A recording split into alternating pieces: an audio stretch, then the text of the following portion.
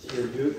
Je voudrais que j'ai prié tout à l'heure, mais j'aimerais qu'on puisse le reprier. Je vais demander à Damsi et à Manix de prier pour moi.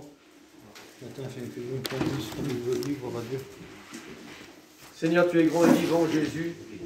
Et Seigneur Jésus, nous sommes ici devant toi, Seigneur, pour entendre ta parole, ton conseil qui vient du ciel, Seigneur. Seigneur, toi, ton messager que tu as choisi, que tu puisses parler librement dans son cœur, Seigneur Jésus Dieu. Qui puisse, Seigneur, livrer ton message comme tu lui as donné, Seigneur, librement, Seigneur Jésus Dieu. Afin, Seigneur, de diriger ton peuple, de relever ton peuple, Seigneur, d'encourager ton peuple, Seigneur. Merci ce matin, merci pour les cantiques qui ont disposé nos cœurs. Mais Seigneur, le principal est maintenant, Seigneur. Parle parce qu'on écoute, Seigneur, ce matin. Merci pour tout, Jésus. Amen. Pour la gloire, Fils de Dieu, nous voulons, Seigneur, réclamer ta grâce sur nous ce matin. Nous avons besoin, c'est d'être saisis par toi, saisis par ton esprit, que ta parole dispose nos cœurs, dispose nos âmes à la comprendre, Seigneur, à la mettre en pratique et à la suivre.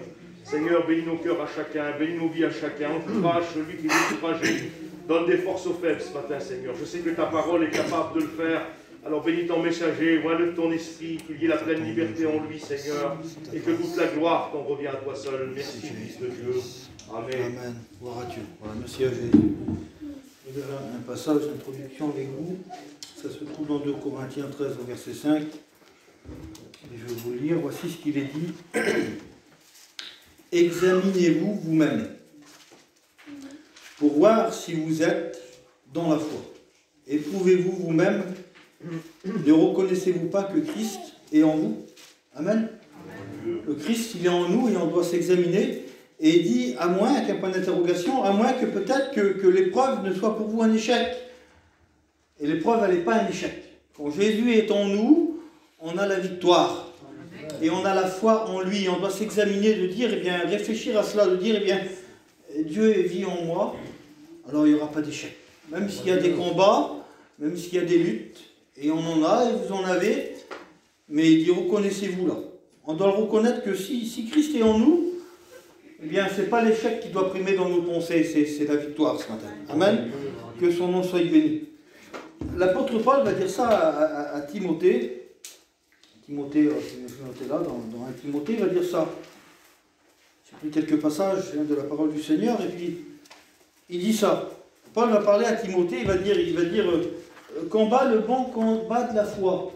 C'est ce que nous faisons. Mais dire en gardant une bonne conscience. Avoir la foi, puis garder une bonne conscience. Et puis l'homme de Dieu continue, il dit, cette conscience, quelques-uns l'ont abandonnée, et ainsi ils ont fait naufrage en la foi. À cause de la conscience. Vous savez, bien souvent, notre conscience, elle est là dans nos pensées, et bien, même notre foi, ce que nous passons bien souvent, c'est pas au dehors, mais ça se passe là, dans notre esprit, dans notre cœur. Et puis quelquefois, eh bien, l'ennemi voudrait, lui, qu'on fasse naufrage. Que tu fasses naufrage dans l'espérance que tu as en Dieu. Naufrage en la foi. Et puis, naufrage, vous savez ce que c'est, hein? C'est quelqu'un qui a échoué un bateau, qui a fait naufrage, il a tout perdu, c'est plus récupérable. Ben, l'œuvre de l'ennemi, ça comme ça. Il y en a quelques-uns qui ont fait naufrage. Il dit, ils n'ont pas gardé cette conscience. Ils l'ont abandonné, ils ont fait naufrage dans la foi. Le désir de mon cœur et de la parole de Dieu ce matin, c'est que tu gardes cette bonne conscience en Christ. Et tu gardes eh bien cette foi. Il n'y a pas de naufrage dans les chrétiens. Il n'y a pas de naufrage comme on est enfant de Dieu, parce qu'il sera toujours là pour nous prévenir par sa parole. Il sera toujours là pour nous encourager, pour que tu puisses eh bien, garder la foi. Et ça, c'est l'œuvre de Dieu, afin que nos pensées soient toujours tournées vers lui. Mais l'œuvre de l'ennemi, c'est qu'il veut que tu fasses naufrage dans ta vie, dans le spirituel, dans tes pensées, dans ce que tu as reçu de Dieu. L'œuvre de l'ennemi, c'est ça. Alors ce matin, ça serait que tu gardes eh bien cette foi, que tu fasses comme, prendre l'exemple de Paul qui dit bien, garde la foi et garde cette bonne conscience que tu as reçue de la part du Seigneur. Amen, que son nom soit béni. Et on doit le faire. Je disais ce passage, je vais noter là quelques passages, puis je regardais à ma vie, et puis on peut recevoir à travers la parole de Dieu. Et vous connaissez ce passage qui dit, Galates 2 au verset 20, et dit, ce n'est plus moi qui vis, c'est Christ qui vit en moi. Mais le passage, il continue. Alors il dit, si Christ il vit en moi, il dit, ma vie présente là. Il dit, la vie présente dans la chair, il dit, je la vis dans la foi. Ça, c'est pas autrement. Il dit, si Christ qui vit en moi, tu es obligé d'avoir la foi. Tu es obligé eh bien d'avoir des victoires.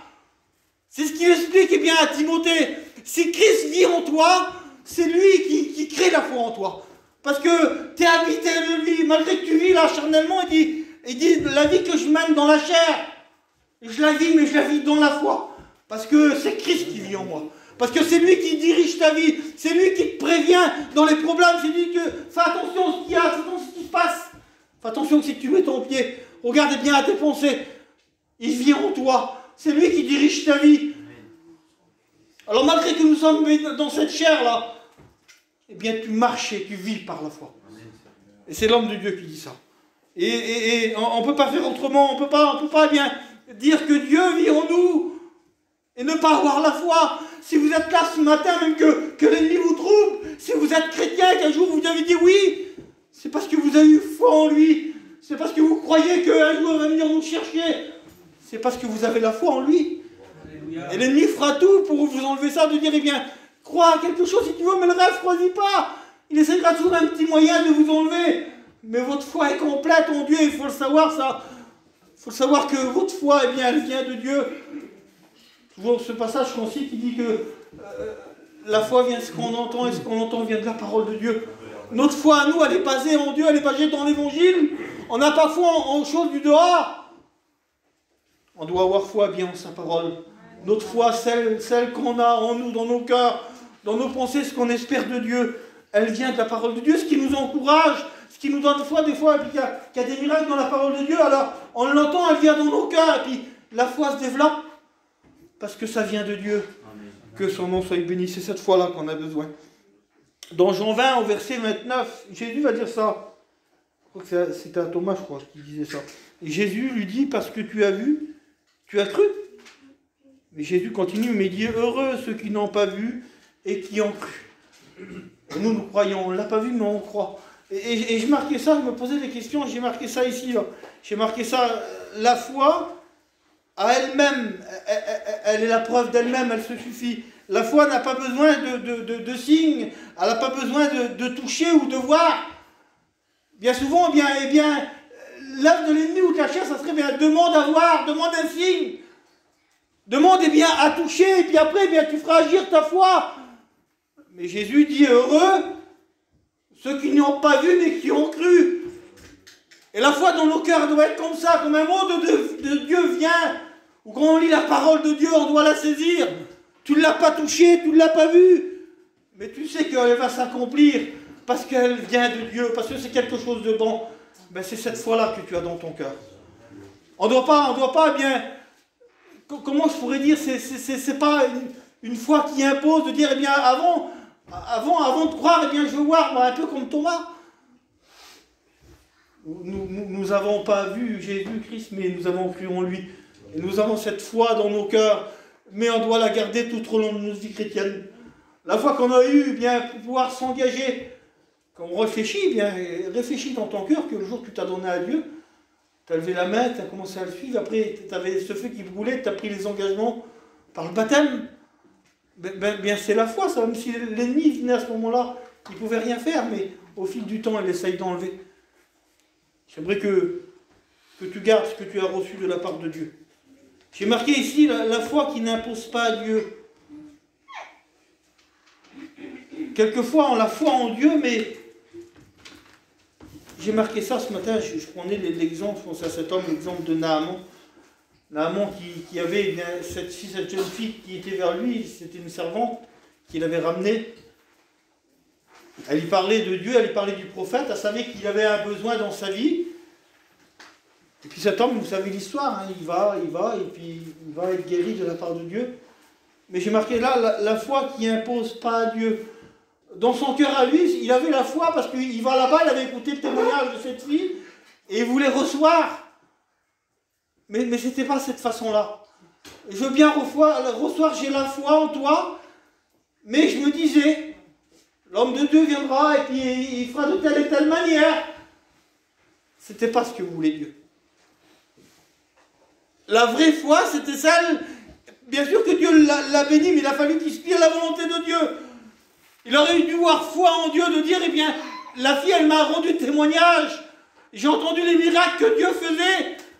Alors comme il a été là-bas, que l'homme de Dieu dit, mais tu te plongeras dans le Jourdain. Il aurait dû être dans son cœur, c'est ce que veut Dieu, alors je le fais. Et je vais dans le Jourdain sans discuter. Ça, c'est la foi qui plaît à Dieu. C'est pas la foi qui discute. Il dit, oui, mais si je ferais comme ça, ou si tu ferais comme ça, Dieu, ça irait mieux. Non, Dieu sait comment faire. Amen. Et notre foi dans nos cœurs, ça doit être comme ça, de dire, eh bien, avoir une foi, eh bien, une confiance, on pourrait dire, bien aveugle. C'est cette pleine confiance en Dieu. Et c'est ce qui plaît à Dieu, c'est ce qu'on doit avoir dans nos cœurs. Pour voir bien que des fois, bien les choses s'accomplissent dans nos vies. Hébreu 11, il va dire ça. Hébreu 11, il va dire que, au verset 6, « Or, sans la foi, il est impossible de lui plaire. Celui qui s'approche de Dieu doit croire qu'il existe et qu'il récompense ce qu'il cherche. » Amen. Et c'est ce que nous faisons, nous croyons en Dieu. Comme on vient, qu'on demande quelque chose au Seigneur, nous croyons que celui qui s'approche doit croire qu'il existe et qu'il récompense celui qu'il cherche. Au verset 1, il est dit que la foi, c'est l'assurance.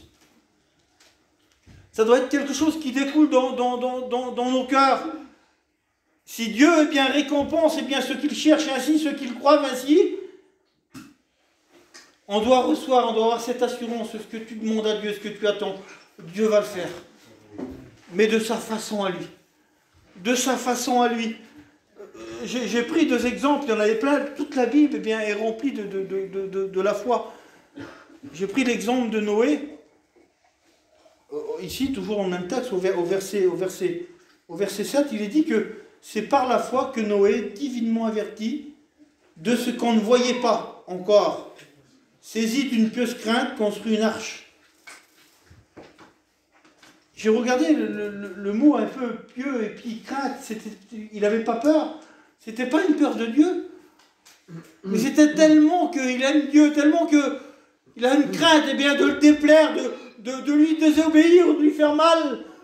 Alors c'est cette crainte-là, c'est pas une crainte que d'avoir peur de Dieu, mais on doit avoir cette crainte de faire attention, eh bien, parce que je l'aime, alors je ne veux pas le déplaire, alors je crains de faire mal. Et cet homme-là, il dit qu'il ne voyait pas. Il était averti, et je me posais la question, et puis je peux vous la poser à vous, et puis je m'imaginais ça, moi. Des fois, je parle à Dieu, puis, et je pensais à ça, tiens, je vais prendre Damsé, ou Manix, ou vous, là. Et je me faisais, dans mon esprit, je disais, Seigneur, comment ça se passerait? Parce que cet homme ne voit rien, cet homme, il ne voit pas d'eau tomber, il aurait pu discuter, de dire, eh bien, fais tomber de l'eau, et après, oui, je vais le faire. Il ne pose pas de questions, et puis il fait ce que Dieu lui dit. Et je me la posais à moi, vous pouvez la poser à vous ce matin. Et je me disais ça, pourtant, vous savez, j'aime Dieu, je suis là, je m'occupe comme les frères, puis je suis comme vous, je prie, je lis la Bible. Et je me disais, Seigneur, si tu viendrais parler dans mon esprit, tu viendrais m'avertir, si aujourd'hui, demain, tu me dirais, David, fais un arche. Imaginez-vous l'ampleur du travail de cet homme-là, fais un arche. Peut-être que ma compagne, je me pensais en moi-même, peut-être qu'elle me dirait, ben, t'es fou, qu'est-ce que tu fais? Tu fais un arche. Vous comprenez? Peut-être que si vous le ferez, même que c'est le frère Vanif ou les frères, si demain Dieu me parle, est-ce que je vais le faire? Faire un arche, et sûrement que dans mon cœur, je me disais, Seigneur, je ne veux pas être incrédule, mais sûrement que je ne le ferai pas, parce que peut-être que vous direz, ben, il est fou celui-là. Cet homme ne s'est pas posé de questions, ce qu'il voulait, c'était plaire à Dieu. Amen. Peu importe ce que disent les autres, peu importe, tu dis, c'est pas possible, Dieu n'a pas pu dire ça. C'était dans son cœur, il l'a reçu, Dieu lui a parlé, peu importe ce qu'ils vont dire les autres. Ce qu'il voulait, c'était faire la volonté de Dieu. C'est ce qu'il voulait. Et quand je regarde les hommes de la parole de Dieu, c'était comme ça dans leur cœur. Je ne sais pas si demain, si Dieu vous demande si vous allez le faire, un arche. Vous va vous demander sûrement quelque chose d'autre. Ça sera entre vous et Dieu. Et un peu plus bas, eh bien, il est parlé de ça. C'est par la foi qu'Abraham obéit à l'appel de Dieu. Lui aussi, en partant vers un pays qu'il devait recevoir en héritage, il partit sans savoir où y aller. C'était différent, lui. Et je disais, Seigneur, bien, j'aurais bien voulu lui parler à cet homme-là. J'aurais voulu lui poser la question que je vous ai posée à vous. Peut-être que si j'aurais dit, bien Abraham, eh bien tu vas faire aussi un arche, toi. Il aurait dit, c'était bon pour Noé, ça. J'ai pas une foi comme ça, moi. Mais c'était différent pour lui. Quand Dieu lui parle, Dieu lui dit, eh bien tu vas partir dans un pays, là. Tu vas partir parce que je t'appelle. Mais il ne savait pas où c'est qu'il allait. Il ne pose pas de conditions. Sa foi, lui, elle n'était pas en condition de dire, eh bien, je veux bien partir, Dieu. Mais quel pays? Montre-moi-le, dis-moi les noms, dis-moi comment ça va être là-bas. La Bible nous dit qu'il ne pose pas de questions, il part parce qu'il veut plaire à Dieu. Je regardais ma vie à moi, et puis peut-être que vous l'avez déjà fait, là, avec la grâce de Dieu, on va avoir une convention, mais l'autre qu'on n'a pas eu. Tous les ans, quand j'allais aux conventions, vous en avez déjà reçu des petits tracts avec les missions, avec les trajets, avec tout ce qui se fait. Et puis je ne sais pas si vous l'avez fait. Des fois, j'en avais 7, 8 ou 10, et puis je choisissais un peu, moi. C'était moi, ça. Je choisissais un peu, ah non, là-bas. Ah, c'est pas terrible, là-bas, l'herbe, elle est plus belle. Lui, il a dit qu'il y avait le courant dessus, et puis qu'il y avait toutes les places. Là-bas, je ne vais pas, il fait trop froid. C'était un peu, je partais avec la foi, mais je choisissais mon trajet. Et cet homme-là, c'était pas comme ça, parce qu'il avait une pleine foi en Dieu. Où Dieu l'emmène, eh bien, ça serait quelque chose de bénéfique pour sa vie. Quelquefois, on veut bien s'engager, on veut bien partir pour Dieu, on veut bien faire. Mais Dieu, montre-moi avant. Montre-moi bien d'où tu m'emmènes. J'ai la foi, Seigneur, je crois en toi. Je crois que tu vas le faire quelque chose de bon. Mais avant, montre-moi le plan avant. Et bien souvent, c'est comme ça. Bien souvent, eh bien, la foi qui impose, c'est ça. Je veux savoir, Seigneur, avant. J'ai foi en toi, pas de problème. Lorsque Dieu veut, c'est qu'on lui fasse une pleine confiance. Amen. De fermer tes yeux, de dire, Seigneur, je ne sais pas. Je ne sais pas comment faire. Je ne sais pas, Seigneur, où je veux aller. Je ne sais pas ce que tu me demandes, Seigneur, mais je veux le faire. Je ne veux pas le plan, parce que son plan à lui, il est bon. Pour nous, des fois, on choisit, puis on se trompe, on est parti en mission là-bas. Puis on dit, ben, j'ai été, ça n'a pas été, j'ai changé de mission. J'étais dans une autre là-bas. J'ai resté 15 jours, ça n'a pas été, j'étais dans une autre. Et puis on a passé l'été comme ça. On a fait 3-4 missions parce que, eh bien, on n'a pas fait confiance à Dieu. Fais confiance à Dieu ce matin. Dans ce que Dieu te parle à ton cœur, dans ce qu'il parle dans ton esprit. Garde cette bonne conscience. Dieu ne se trompe pas, on peut se tromper, nous. On est des âmes. Tu peux te tromper dans ta vie, mais si tu fais confiance à lui, si tu mets ta foi, ce que tu as reçu, cette foi pleine, là, même si c'est un combat, tu ne vas pas te tromper, tu ne te feras pas rouler par lui. L'ennemi va te rouler, lui. De dire, réfléchis bien avant.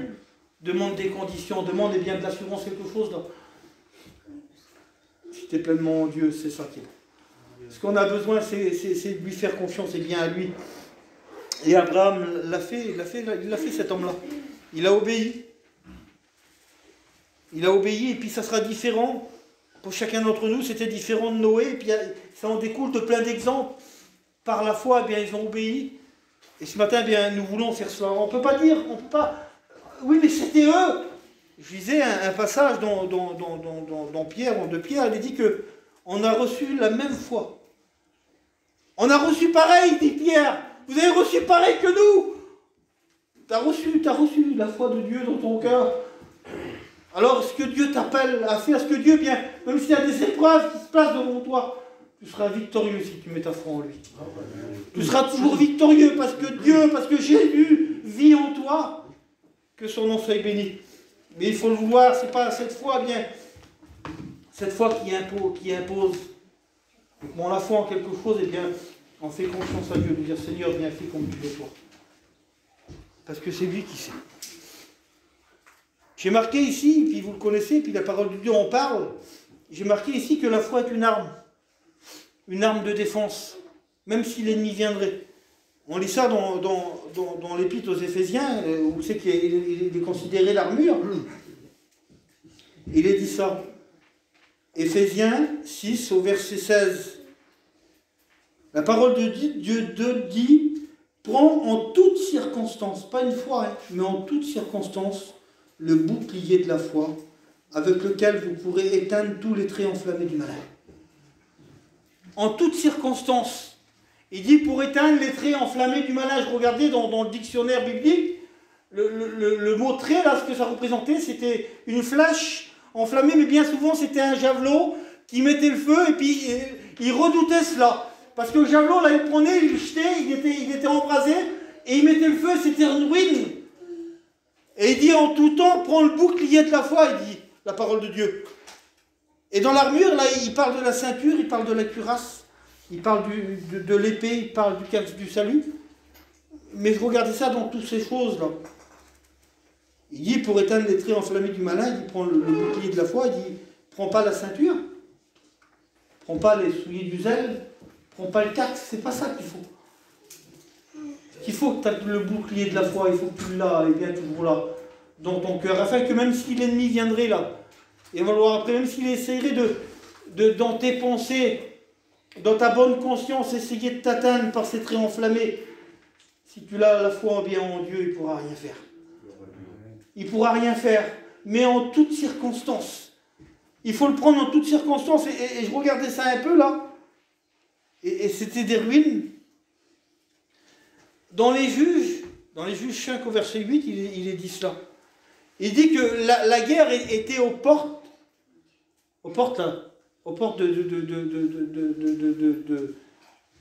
de Jérusalem. Et il dit qu'on ne voyait ni bouclier ni lance.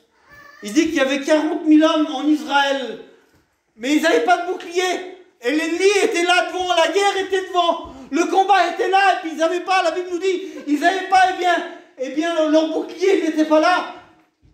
Bien souvent, on veut partir à la guerre, on ferait tout pour Dieu, on essaierait de gravir les montagnes, mais on y va sans bouclier, on y va, eh bien, sans foi.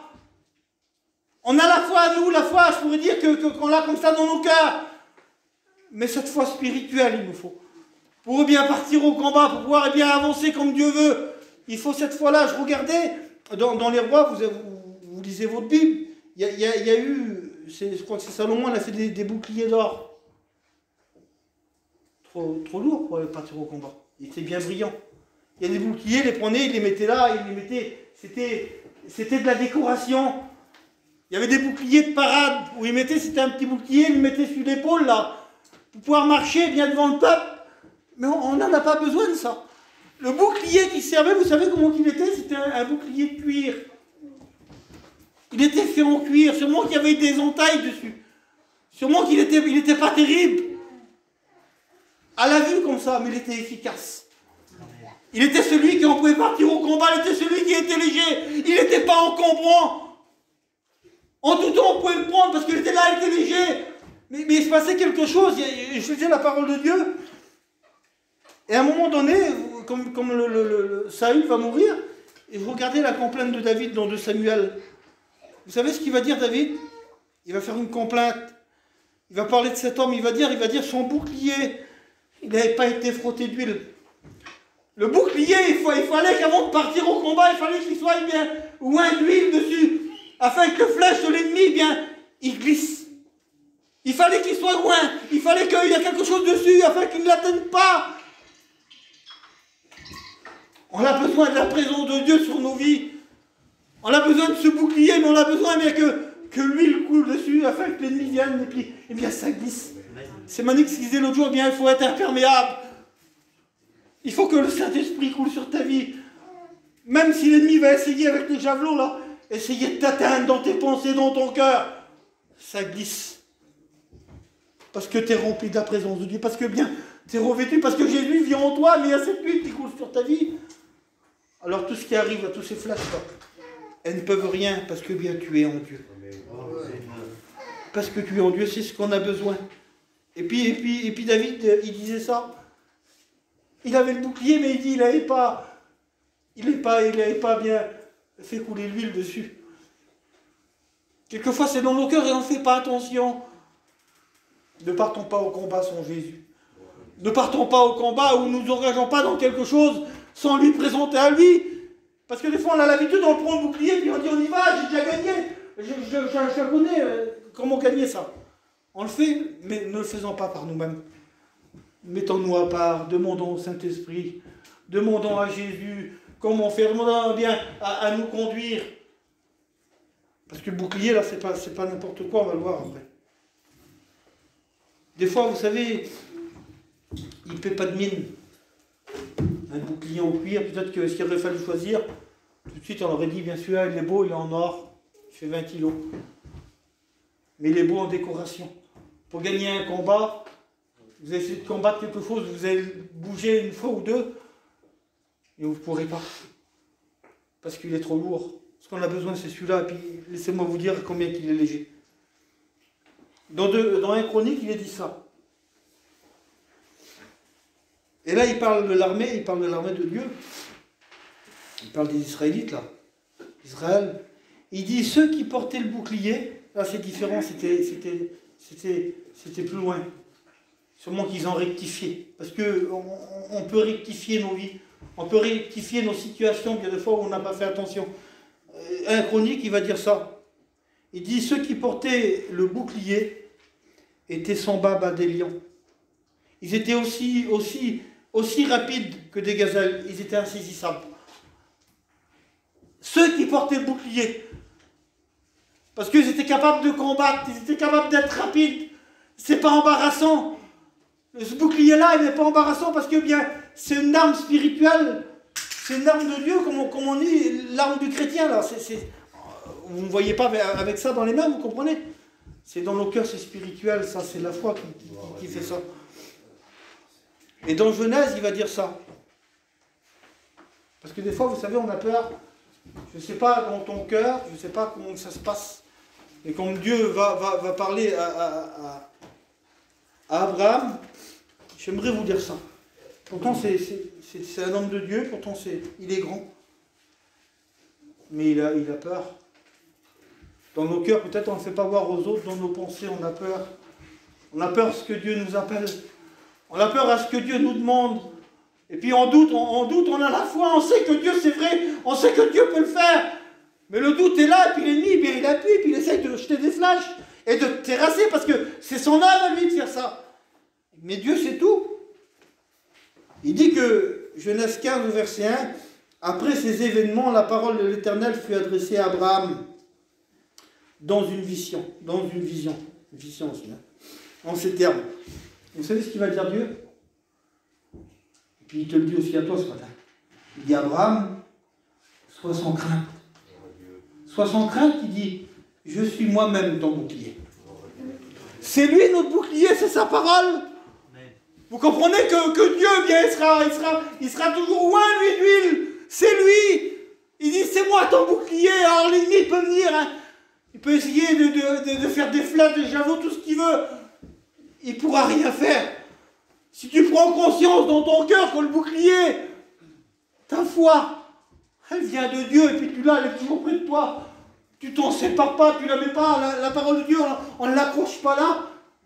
On ne la met pas bien chez nous dans un placard, et puis elle est pleine de poussière, elle est belle. Elle vient de Jérusalem, là-bas, avec tout en cuir, elle est torsadée, il y a un cuir spécial dessus, elle est belle. Hein. Mais je ne la lis pas, ça ne va pas ça. Ayez une Bible usée, avec des pages peut-être déchirées, la mienne, elle m'en a acheté une neuve, elle est la même que ça, c'est sa sœur jumelle, c'est la même identique. L'autre, elle est toute neuve, je ne m'en sers pas. Celle-là, bien, je l'ai réparée plein de fois. Mais c'est ma Bible et je l'aime. Aimez Dieu comme ça. Aimez votre bouclier. Et il dit, ne sois sans crainte. Il dit, c'est moi ton bouclier. Je ne sais pas ce que l'ennemi vient et puis il essaye de te troubler, mais j'aimerais que tu sois sans crainte. Ton bouclier à toi, c'est Dieu. Ton bouclier à toi, c'est Dieu. Celui qui te protège des flèches de l'ennemi, c'est Dieu, même s'il essaye, là. Bien souvent, il essaye. Et dans 2 Samuel, il dit ça. Il dit que l'Éternel est un bouclier pour tous ceux qui se confient en lui, qui l'invoquent.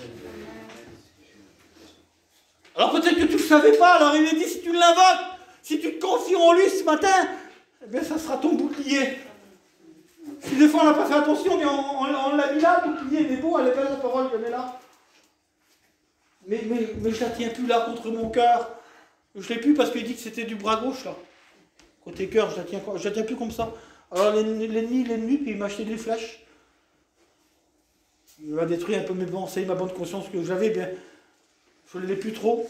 Je ne sais plus trop la foi, et puis je ne sais plus comment faire. Et ce matin, on peut reprendre les armes. Tu peux reprendre les armes bien qui viennent de Dieu, ce bouclier. Non pas la cuirasse, non pas les sandales, ce que vous voulez.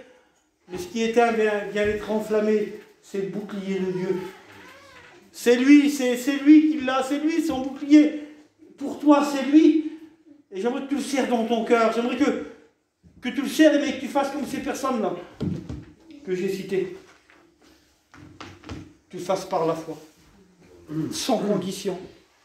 On veut toujours une condition, mais sans condition, lui faire confiance.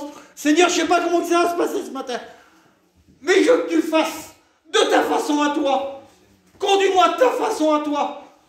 Je ne veux pas prendre de décision, Seigneur. Je veux que c'est toi qui fasses. Mais il faut lui laisser accès, de dire oui, Seigneur, je le fais. Oui, Seigneur, je veux construire l'arche. C'est une image. Il l'a fait réellement. Mais même si, Seigneur, eh bien, ça va déplaire aux autres. Même si les autres ils vont dire, bien, t'es un fou, tu construis un arche. C'est une image que je prends là, vous comprenez? Mais c'est dans nos cœurs, des fois ça brûle. Dieu nous parle. S'il fait ça va déplaire à ma compagne, mettons. Vous comprenez? Mais il y a des choses qu'on peut faire pour Dieu. Mais avant, on va regarder ce qui passe autour. Pas que les gens disent que bien on est fou, hein. Peu importe. Plaît à Dieu, obéis à Dieu. L'apôtre Paul dit, si je plaisais aux hommes, je ne plairais pas à Dieu. Mais plaît à Dieu ce matin. Même si tu ne plais pas bien autour de toi, plaît à Dieu. Et c'est ce qu'on doit être. On ne doit pas se poser de questions. On doit être bien comme Noé, on doit être comme Abraham, là. Partir. Mais cet homme, est-ce que vous le ferez ce matin? Je ne sais pas si je le ferai, moi. Imaginez-vous que Dieu me parle fort dans mon cœur, je me prends moi pour pas vous imposer à vous. Mais c'est sa parole, ça s'est passé comme ça. David, vas-y, je te parle ce soir, Dieu me parle. Tu pars demain matin. Tu laisses tout, va en Afrique. Peut-être j'appellerai les frères. Puis les frères me diraient, demande confirmation. Parce qu'on demande des confirmations. Mais on le sait dans nos cœurs. Il m'a parlé, vas-y en Afrique là-bas. Vous comprenez? Alors pour essayer un peu de gagner du temps, j'irai peut-être vers Manix. Je vais dire, Manix, t'es un ancien toi par rapport à moi. Qu'est-ce que tu en penses? Manix, des fois on n'a pas toujours les mots. Il me dirait, eh bien demande à Dieu, regarde bien, comment ça s'est passé? Vous comprenez? Mais cet homme, il n'y a pas de condition. Là. Il ne va pas vers sa femme, il ne va pas vers son frère, il ne va pas vers sa famille. De dire, Dieu m'a demandé d'aller là-bas, il y a quelqu'un qui va venir avec moi. Je vais me retrouver tout seul. Vous comprenez? Ce qu'il veut, c'est plaire à Dieu. Ce qu'il veut, c'est être béni de Dieu. Et quand vous regardez bien la vie de ces hommes-là, Seigneur, ils sont immenses en Dieu. Immenses en Dieu, parce qu'ils ne se posent pas de questions. Ils ne vont pas demander au voisin là-bas, qu'est-ce que tu en penses, toi? Dieu m'a dit ça. Peu importe ce qu'il pense. Ce qui est intéressant, c'est ce que Dieu pense de toi. Amen. Ce qui est intéressant, c'est ce que Dieu veut te faire avec toi. C'est que la grâce que Dieu vient visiter ton cœur et tes pensées. Et que Dieu veut te faire gagner des combats. Que Dieu dit, bien, t'as pas fait attention, mais j'ai le bouclier, je vais te le donner ce matin. T'as pas fait attention, mais je t'envoyais. Mais la foi en Dieu. J'aimerais tant ce matin que notre foi soit comme ces hommes-là. Seigneur, comment faire? Eh bien, fais confiance à Dieu. Amen. Comment faire, Seigneur? Bien, ferme tes yeux, regarde pas autour de toi, mais écoute sa voix à lui. Réponds-lui à lui. Fais-y confiance à lui. Avec la meilleure des volontés, des fois, je pourrais vous donner un conseil, moi. Mais je suis qu'un homme, je peux me tromper. Le meilleur des conseils, c'est la parole de Dieu. Le meilleur des conseillers, ça a été Dieu. Le meilleur, bien dans les victoires, ça a été toujours Dieu, l'Éternel. Parce qu'il sait comment faire. Alors on a besoin de cette foi-là. Pour nous faire avancer. Quand on regarde l'histoire où Pierre va marcher bien sur l'eau, la foi nous fait marcher sur les problèmes. Elle nous fait marcher sur des vagues. Mais le doute, lui, nous fait enfoncer. Vous savez, des fois, quand on regarde trop avant de tellement fort dans nos cœurs, qu'on a cette foi où Dieu nous parle, et on veut le faire, et on sait qu'on va accomplir quelque chose ou qu'on va avoir une victoire, mais on regarde autour, c'est ce qu'il a fait cet homme. Et comme on regarde autour, eh bien le doute il vient. Et quand le doute il vient, eh bien on s'enfonce. Et après on n'en peut plus. Il y aura toujours Jésus pour te prendre, là, puis pour te relever. Parce que son but à lui, c'est que tu ailles bien la foi. Son but à lui, c'est que tu marches bien sur les épreuves. Son but à lui, c'est que bien tu as cette victoire dans ta vie. Mais c'est par la foi. Il va le dire, et Jésus va reprendre les disciples, il va dire, bien, homme de peu de foi, pourquoi avez-vous douté? Des fois on doute dans nos cœurs. Puis il prend le grain de sénévé là. Même si ce matin, eh bien, dans nos cœurs c'est un grain de sénévé. C'est un grain qui porte du fruit, il va grandir, c'est le nom de Dieu. C'est un grain eh bien, qui dit que même après il devient tellement grand que les eaux du ciel viennent là. C'est une foi immense. Mais il faut que c'est lui qui vient, qui arrose. Il faut qu'on lui demande ce matin. Même si on ne sait pas comment faire, et je ne veux pas aller plus loin ce matin. Vous avez compris le message. Tu as compris qu'il faut que tu fermes tes yeux et que tu écoutes sa voix à lui. Écoute pas la mienne de voix ce matin. Je serais peut-être un mauvais conseiller. Mais je sais que dans mon cœur, le vrai conseiller, c'est Jésus. Le vrai, eh bien, qui est capable de te donner ce bouclier, pas un bouclier d'or, là, peut-être qu'il ne paye pas de mine. Peut-être que les gens ne vont pas le voir autour de toi. Mais ça sera dans ton cœur, cette fois, il sera là. Et l'épreuve pourra venir, eh bien, tu seras rempli de Dieu, il y aura cette huile. Même si ça ne brille pas comme de l'or. L'ennemi viendra et ne pourra rien faire. Ça glissera sur ta vie. Mais c'est cette foi, c'est cette confiance que vous avez en Dieu. Il faut qu'il demande, Seigneur, je voudrais faire comme les disciples, Seigneur, bien augmente ma foi. Seigneur, sois mon bouclier ce matin. Que le Saint-Esprit, que son huile, eh bien, elle coule sur ma vie afin que rien ne m'atteigne.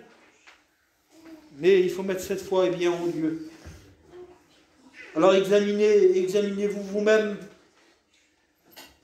Il dit pour mes textes que je vous ai dit là. Alors il faut que tu t'examines, je ne suis pas médecin, vous savez, je ne vais pas venir moi mettre quelque chose sur les oreilles, écouter, voir si tout va bien, je ne suis pas devin. Mais si on s'examine, si j'examine ma vie ce matin, je sais que j'ai besoin bien de la grâce de Dieu. Je sais que j'ai besoin bien davantage de foi. J'ai besoin d'y faire confiance à lui. J'ai besoin bien souvent de ce bouclier. Je ne sais pas si ça vous arrive, mais des fois, bien, ça vient dans mes pensées, là, il y a des découragements qui arrivent. Et ça ne se voit pas aux yeux des autres. Mais moi, je le sais dans mon cœur. Alors j'ai besoin de ce bouclier. J'ai besoin de cette huile. J'ai besoin que cette foi grandisse. Parce que je suis comme vous. Il ne faut pas me regarder et puis, vous ne faites pas de toute façon, mais on ne peut pas dire bien c'est un prédicateur. Non, je suis comme vous, je suis faible, j'ai besoin de la grâce de Dieu. J'ai besoin que Dieu augmente ma foi. J'ai besoin qu'elle grandisse. J'ai besoin que c'est son esprit qui vienne de faire grandir en moi, ça, vous comprenez? Mais j'ai besoin d'y faire confiance ce matin. On prie le Seigneur ensemble. J'aimerais que vous laissiez visiter par Dieu. J'aimerais que vous pouvez lui demander ce matin, eh bien, Seigneur, celui qui demande, et c'est son bouclier. Ben, tu peux lui demander ce matin, c'est ton bouclier. Et même si comme Abraham, eh bien, avec crainte, tu avais peur, même si tu as peur, ne crains pas, il est là ce matin. C'est ton bouclier, un bouclier comme ça, Seigneur, un bouclier qui est Dieu. Imaginez-vous que je suis là et puis vous êtes tous contre moi. C'est un exemple. Je sais que vous m'aimez, mais je suis là et vous avez des lances, vous allez me faire mal. Mais mon bouclier est devant là. Vous ne le voyez pas, vous. Mais vous ne pouvez pas me toucher. Parce que Dieu est devant. Parce que Dieu est mon bouclier, je le tiens fort contre mon cœur. Et vous ne pourrez pas. Rien ne peut contre toi. On prie, Seigneur. Je loue ton nom, Seigneur, pour ta grâce, pour ta présence, parce qu'on t'appartient, parce que tu vis en nous. Si j'examine ma vie, je sais que tu vis en moi. Merci, Père, parce que tu es mon bouclier. Merci, parce que tu es celui qui enlève les crânes.